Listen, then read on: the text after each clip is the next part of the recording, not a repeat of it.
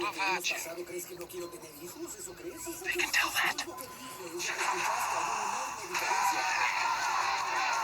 Creo que no estás lista para esto, Stan.